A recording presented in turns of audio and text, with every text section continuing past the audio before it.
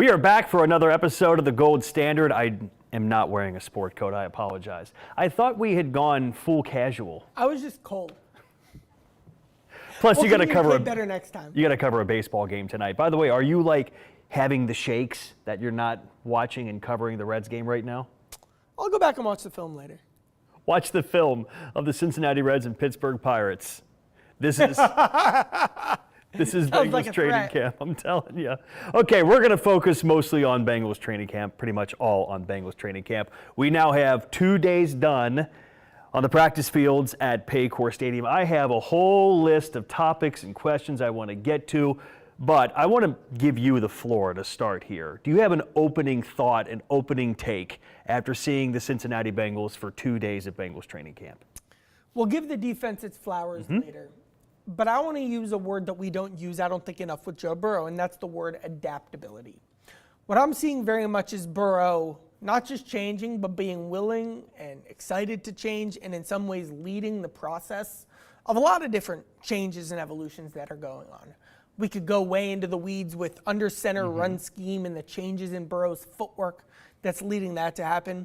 We could talk about players that Burrow is building up on both sides of the ball, sometimes with completions, Andre Yosevich, sometimes with kind of behind-the-scenes conversations. And then you could also take a more macro look at his leadership style.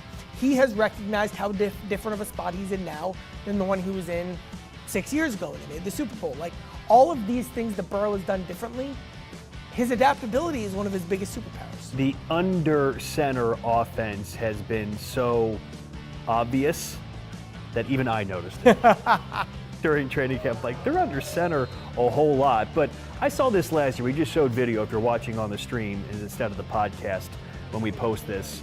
Andre Yosevich making the catch on the sideline. Andre had a really nice camp last year. Didn't really translate into a big year. So the point I'm trying to make is a lot of the points, a lot of the things we see and observe at training camp all come with the understanding that we're not going to overreact to anything we see. But you want to talk about some flowers, you got to give some flowers to the linebackers and the way they performed on day 2. Demetrius Knight had a big play, an interception. I saw Barron Carter blow up what would have been a screen play, so maybe making some instinctual plays in year 2 at least. That's my takeaway from day 2 of Bengals training camp. Okay, star power. You mentioned Joe Burrow right off the top. Excellent TVing, Charlie. Well done. You're very good at this. The other really big name that's getting a lot of attention, I would say right behind maybe the big 3 or right there with the big 3, is Dexter Lawrence. Whatever angle you want to take, whether it's people talking about Dexter, whether it's people watching Dexter, how big of a deal has Dexter Lawrence been, not only all offseason leading up to training camp, but for 2 days?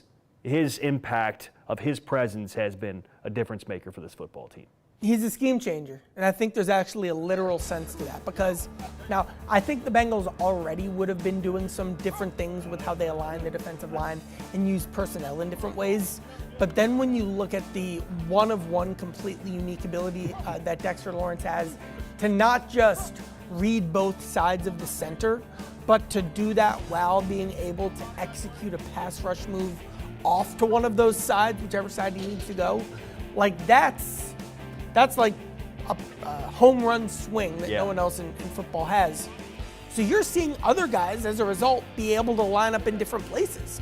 And the biggest thing to me is, like, there's a Dexter Lawrence ripple effect that will now Chris Jenkins, or maybe he's a bad example, hopefully B.J. Hill, when he's back healthy, is doing this instead of that. You're seeing Miles Murphy do this instead of that. Boye Mafe, this instead of that. Remember, they traded for Dexter, obviously, out of nowhere, but also in April, and kind of OTAs were right about to start. I wonder if during the summer they really dove into the Dexter Lawrence defense, and you're seeing them kind of stretch those muscles and build this thing around him. Okay, so I put on Twitter before the show a tease that are the Bengals now a big 4? Everybody knows the big 3, Joe Burrow, Jamar Chase, T. Higgins. Here's the hard part of the question, and the point is, if the Bengals are a big 4, who is number 4? Is it Dexter Lawrence, who's also an A-lister with those guys? At least we think he can be. Or is Chase Brown now part of a big 4? Because you said Chase Brown is adding to his game. You said that in Charlie's chalkboard. What did you mean by what he's adding to his game? Because this is a guy that really is starting to take off.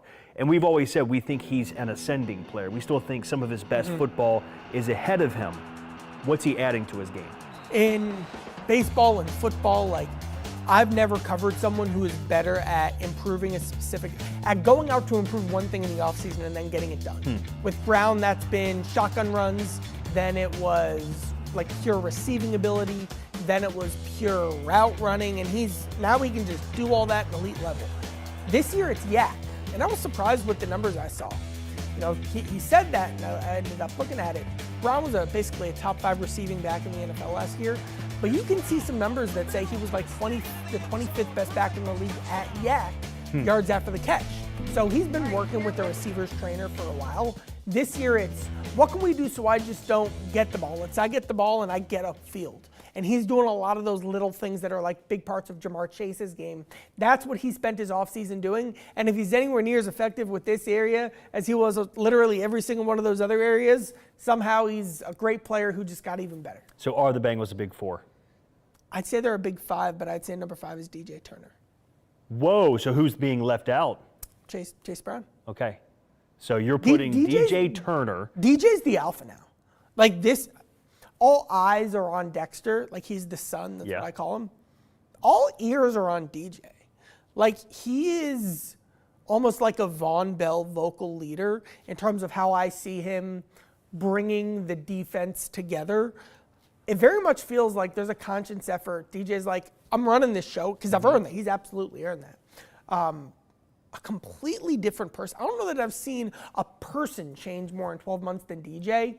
He's passing out mouth guards. He's talking. Couldn't agree more. It's fascinating to watch. And it's not just on the field, the way you're talking. The way that he talks now to us when we talk to him is completely different. It felt like the first 2 years in the league, he didn't want to do it and almost like he was hiding from it.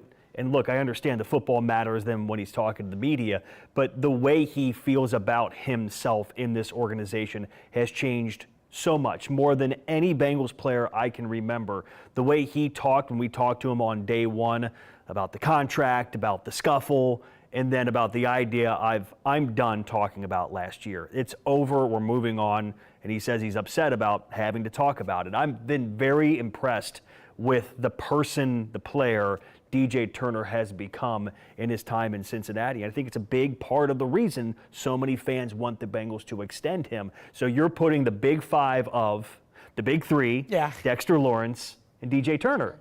And Chase Brown's number 6? Chase Brown knows I like him. He'll be fine being left out. Chase Brown, I'm a big fan of his as well. And if you're watching this and you do fantasy football, you listen to Charlie, you're drafting Chase Brown pretty high. You've been drafting Chase Brown for the last 2 years if you've been watching this show. That's true. And I did last year in the second round, and he was a monster in the second half. Shamar Stewart. Okay, so it was funny. We were on the news today talking about Shamar Stewart, and Tricia Mackey asked me basically what did Zach Taylor said, and I said, it's not correct to say this is good news because people were putting it out there as if what Zach said was good news. It's not good news. I think it's probably the best case scenario news. But Shamar Stewart needs reps. He needs a runway to take the big leap in year 2. And now it feels like he's going to miss a significant amount of time of training camp, if not most of training camp. And that's not good. That is not good for a guy that's in competition for snaps, for important snaps, and to take a big leap in year 2. But for anybody who thinks Shamar Stewart is trending towards bust because he was a first-round pick and then year 1 didn't go well, and now year 2 has been sidetracked by a hyperextended knee, you say there's a misunderstanding of what Shamar Stewart's time has been in Cincinnati. How do you explain that? He's most well known for the contract squabble and the late start to training camp last year. But really go through the timeline. He actually did have a good training camp last year. I thought he played really well in week 1 against the Browns, showed some terrific flashes. Week 2 got hurt, came back, wasn't 100%, got hurt again, suffered ankle and knee injuries over the course of the season. Shamar was nowhere near close to 100% for the entire season after week 1. Shamar played 1 game where he could really move around and be himself last season. And then now he's hurt again. You know, it's almost like Jonah Williams was injury riddled at the start of his career. And like that's how can Jonah stay healthy? Then he did. He had the Bengals career that he went on to have. It's not that Shamar he can't figure it out, or he doesn't have that dog in him, or it's he's too concerned about his own contract. No. What this is just a guy who has gotten hurt and who has stayed injured, who now has another injury. That's been the story of his Bengals career, and that's kind of how to look at where he's at more than kind of any of the other noise. Okay, it's hard, even after 2 days of watching practice, to get a real feel on the trenches until they put on the pads and really start getting after it a little bit more. They don't get after it like they did 25, 30 years ago, but you get a better feel for offensive line play, for edges, for defensive line play. I say that to say this. The Bengals offensive line, you had a nice write-up in Charlie's chalkboard about the Bengals offensive line. We get it. Zach Taylor and Joe Burrow have stood on the table for their offensive line. They said it was the best in Joe Burrow's time here in Cincinnati last year. The offensive line is good, right? But what do they have to do to get some respect outside of the Cincinnati Bengals fan bubble? Because it doesn't feel like they get any respect nationally for what they did last year. I actually posed that exact question to Orlando Brown Jr. and to Ted Karras. I said, how can we change this narrative? Winning is a good start. And you forget, too, that the 2 good years the Bengals had in this window were obviously their worst offensive lines, especially in 22 when you account for the injuries that they had in the playoffs. The line was good in 2023, better in 24, better in 25, all, of course, disappointing seasons. So when the line's been good, hasn't correlated with when the Bengals offensive line has been getting its most attention. But then I think really Amarius Mims is the narrative changer, is the myth buster with this offensive line. Because I think there are a lot of people at Paycor Stadium who think that this guy might have, I was going to say Pro Bowl, but you could maybe even say an all-pro caliber season. Like, he has absolutely put games together that show that it's there. And he's taken kind of his process to another level this year. And you can't read too much into the trenches yet, but you can read into processes. And because of his inexperience, that's the most important thing. You don't need to see him hit anybody. He's good. Mims becoming a star completely changes the narrative. And he could be the thing that completely changes the way everyone views this line. I believe the quote he used with you is he wants to be a franchise tackle. Can you be a franchise tackle as a right tackle? Absolutely. What they'll tell you is, at this point in the NFL, especially as the game is trending away from Trey Hendrickson types. Yeah. I line up over the left tackle and I make your life hard. And he does. Good job, Trey. The game is trending more towards different pressure packages and blitzes, and also defensive linemen moving around more. So sometimes you're here, sometimes you're there. What the Bengals will tell you is they just need to know where to send help. So do you double team this guy? Do you have a tight end, a running back, in some cases like Myles Garrett, a tight end and a running back, chipping and getting a little extra hit on the guy before you go out into your route? You just need to know where to help. It doesn't matter if that's the left side or the right side. Absolutely not. Amarius feels like he has the highest ceiling of anybody on the offensive line. Who has the most to prove in 2026? Because it's 5 guys with 5 very different stories on the Bengals offensive line, very different trajectories to what their season could be. Who do you think has the most to prove of the Bengals offensive line? Orlando Brown Jr., definitely the guy who had the 2025 season. How I'll put this is most below what his own expectations would be.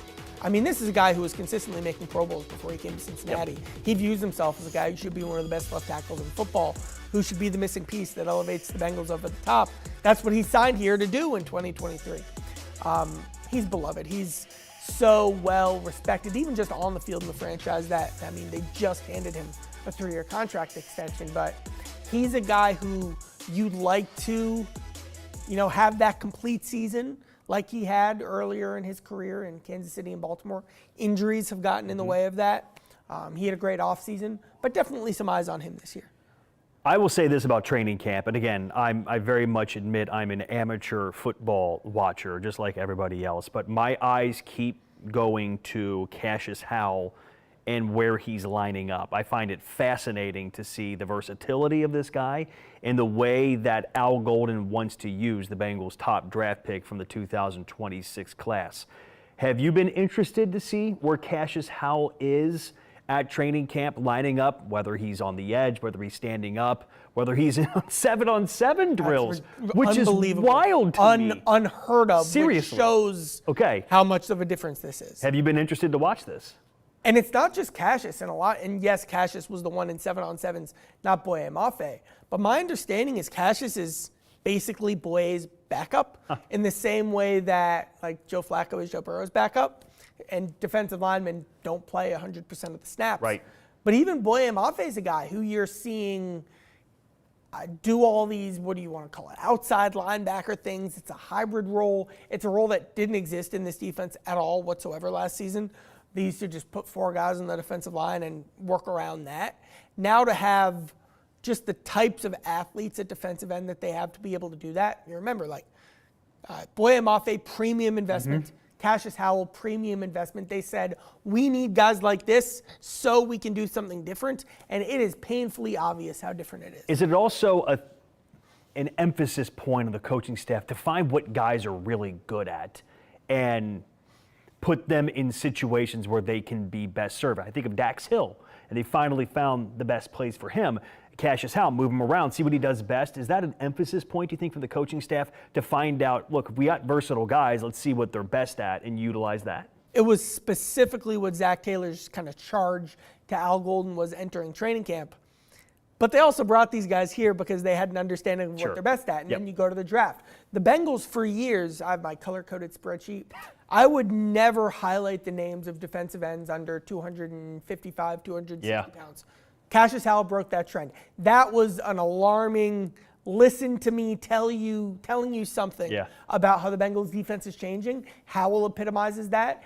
He'll be playing behind Mafe, who will probably epitomize that the most. Now to the Gold Rush, rapid-fire questions for Charlie Goldsmith. We're going to stay with training camp, and I'll sprinkle in a Reds question or two here. Okay, best on-field moment you've seen. We've seen 2 training camp practices. I know it's not a huge sample size for us to have a great moment. Do you have a best moment from the first 2 days? Jamar dropped it, but that throw down the seam. Awesome. Like Burrow, first of all, Jamar never runs that route. Maybe he is now. I don't know. It's because it's a very hard thing to do to have the guy who everyone's looking at just running straight down the middle of the field. Like usually that's a strategy in life that doesn't work.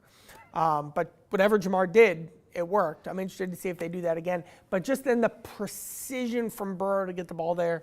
I keep saying this, Burrow's elite ability and how well he played in 2025 isn't being discussed enough. This guy him and Jamar are the best players on the field and are 2 of the 10 best players in football, and you can feel that on plays like that. My best moment so far is what Jeremy posted on Twitter with Jamar saying, basically, give me my bleeping respect on day 1. I love that from Jamar Chase. Best quote of the first 2 days. So you've probably interviewed somewhere between 15 and 20 players in 2 days, and I'm giving you time here to try to come up with your best quote from the first 2 days. You got one? You heard me say this on our show yesterday. Dexter Lawrence saying that, you know how in Madden you can take a player up to 99 and 99 speed, 99 agility, 99 everything? That's me. That's you. Well, it's him, not me. At one point he said, he was talking about his stance and shades and reach. And he says, you know how when the right guard comes up, you move your left hand, and I'm kind of acting it out. And I go, no, I don't know. I have no idea. Didn't Ted Karras say something in one of your stories? He's like a sumo wrestler across the football from him? It's kind of like a sumo stance. He was trying to define. There you go. Frog was a word that also came up. I like Chris Jenkins going man, that is the widest stance I've ever seen in my life. When you're that big, you take up a lot of space. My favorite quote of the first 2 days was Dalton Reisner saying, screw optimism. And put it on a t-shirt because there's so much optimism about this team, but basically he was saying, to heck with the optimism, we got to go out and prove it. I thought that was a good quote from him. Have you had and you don't have to name names here, we'll protect the innocent and the long shots on the team. Have you had I don't know who the heck that is moment yet, either in the locker room or on the field? You know what, man, when Noah Thomas made that ridiculous catch today, did you see the clip? Noah Thomas? Noah Thomas reached over DJ Ivy and swatted the ball to himself. You got a number? Catch it, 17. Okay, and there then you go. You'll see it on Twitter. And then he repossessed the ball. It was kind of like the play of the day today. And what I said was, Noah Thomas? And I was, yes, Noah Thomas. There's some Good for him, though. There's some offensive lineman who's out there with a mullet and long hair before everybody. Jacob Bayer, second-team center, getting snaps over Connor Lew. How about that? Well, first guy I see on the field every single day. That's just because Lew is still ramping back from the ACL. But Bayer's competing for a spot. Okay, very interesting.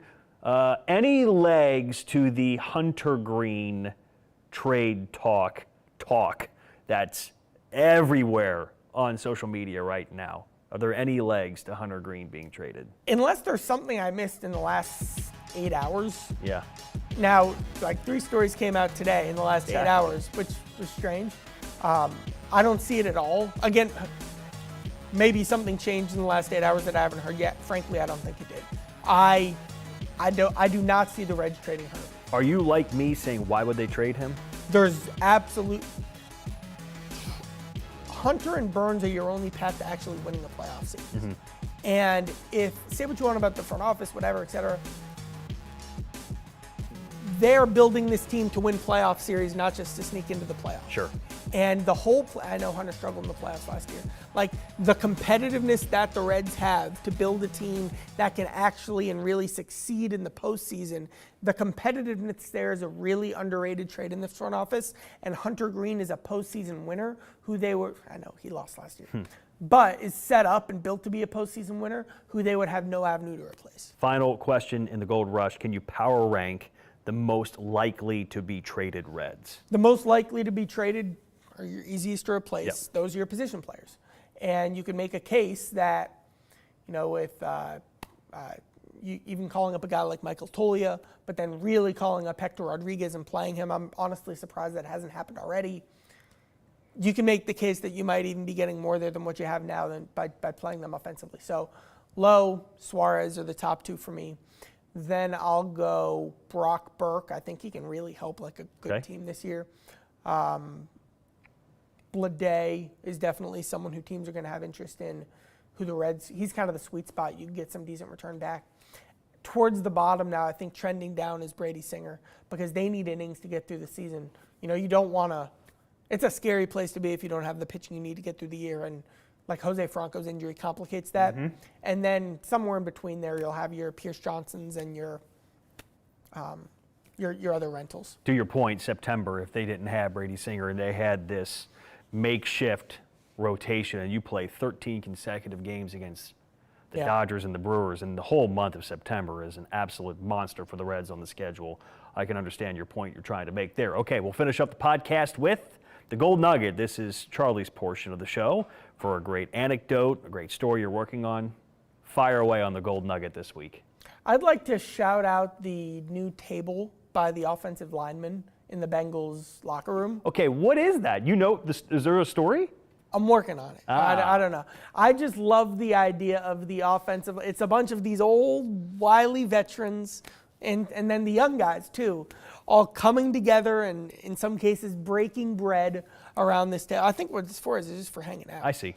And brings people. I like that corner of the locker room, and it's a nice looking table too. It's a great table. So it's like looks like it's mahogany. It's very nice. Yeah. Charlie's gonna get to the story of the table. I want to know who brought it in, who like carried it. It looks heavy. Does look heavy. Get that thing inside the locker room is a big deal. Okay, that is the gold standard. This is the final time we'll be on here before the Reds and the trade deadline shows up. But Charlie will be with us tomorrow as we do our live streaming show at Paycor Stadium. We do it every weekday of Bengals training camp. Hits air at about 2:15 on Fox 19 Now Plus after our daily brief at 2 p.m. on Fox 19 Now Plus. It's a great show. We show the best video of the day. We show the best moments, the best interviews. We have live guests like Charlie as well. It's everything you'd want if you're a Bengals fan and you can't make it down to training camp. But that was the Gold Standard. We'll be back next week with another episode of the Gold Standard on Fox 19 Now Plus. For Charlie Goldsmith, I'm Joe Daneman. Thanks for watching. Thanks for listening. We'll see you next time.